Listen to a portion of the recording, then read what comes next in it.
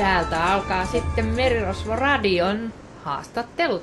Tämä on itse asiassa ensimmäinen haastattelu. Kuka olet? Minä olen Sara-Elina Selhin ja tunnekehoterapeutti, juuri valmistunut. Mikä voisi olla Merirosvo nimesi? Tunne minä. Okei. Onko sulla joku slogani tai joku tämmöinen, mistä lähtee? Semmoinen on mun mielestä aika hyvä. Elämä on, vaikka se on niin kulutettu mainoslause, mutta se on kuitenkin tosi hyvä, koska se on niin totta. Kerro lisää. Se sisältää ihan kaiken, se elämä on, koska se elämä todellakin on niin paljon. Mitä se sitten erityisesti tunneterapeutille on? Tunnekehoterapeutille, joo.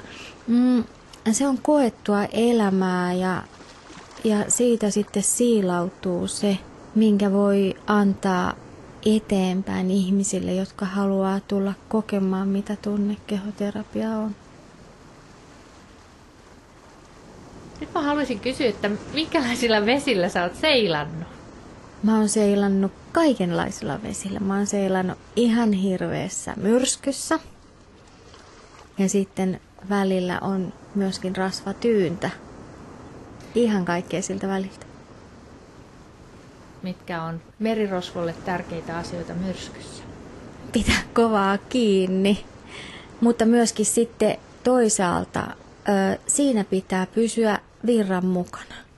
Koska jos ei mene sen virran mukana, niin silloin käy helposti niin, että kaikki mikä tulee sen virran mukana, niin sitten jos sattuu olemaan siinä tiellä, niin se iskeytyy minuun ja sitten se sattuu ihan hirveästi. Tuntuu siltä, että sä oot kokenut siellä myrskyssä paljon. Sä sanoit, että tärkeää on pitää kiinni. Mistä sä pidät kiinni? Mä pidän varmaan kiinni siitä, että mä pyrin löytämään sen sydämen äänen ja rauhan, mikä on mulle kaikkein tärkeintä. Ihan kaikesta siitä historiasta huolimatta, mitä mullakin on, mä voin elää täyspainosta ja hyvää elämää ja hyväksyä itseni sellaisena kuin mä oon. No, entäs sitten se merirosvon kauhistus, tää rasvatyyni? Mitäs silloin tehdään? Silloinkin pitää vaan antaa universumin kertoa se, mitä sillä on kerrottavanaan.